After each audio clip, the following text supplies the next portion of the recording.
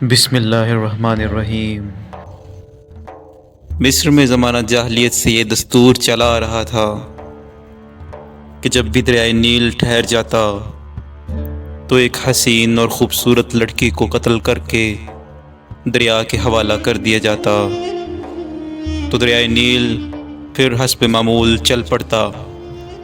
حضرت عمر فاروق رضی اللہ تعالیٰ عنہ کے دور خلافت میں جب مصر فتح ہوا اور حضرت عمرو بن عاص رضی اللہ عنہ وہاں کے گورنر مقرر ہوئے تو اس وقت بھی حسب معمول دریائے نیل کی روانی ختم ہو گئی اور وہ ٹھہر گیا۔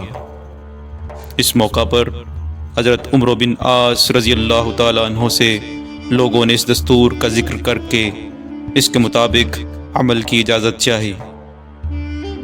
حضرت عمرو بن عاص نے فرمایا کہ یہ جاہلیت کی رسم ہے، ہم ایسا نہیں کریں گے، البتہ امیر المومنین حضرت عمر فاروق سے میں مشورہ کروں گا۔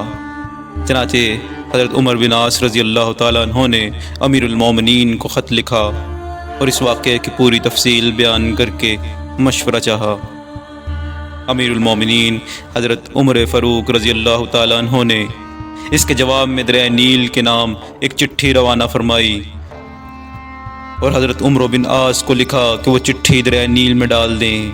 اس چٹھی کا مضمون یہ تھا کہ یہ اللہ کے بندے عمر کی طرف سے دریائے نیل کے نام، اما بعد اگر تو اے دریائے نیل اپنی طرف سے جاری ہوتا تھا تو مت جاری ہو، اور اگر اللہ واحد قہار نے تجھ کو جاری کیا تو ہم اسی سے سوال کرتے ہیں کہ وہ تجھ کو جاری کر دے۔ حضرت عمرو بن عاص رضی اللہ تعالیٰ عنہ نے یہ چٹھی دریائے نیل میں ڈال دی۔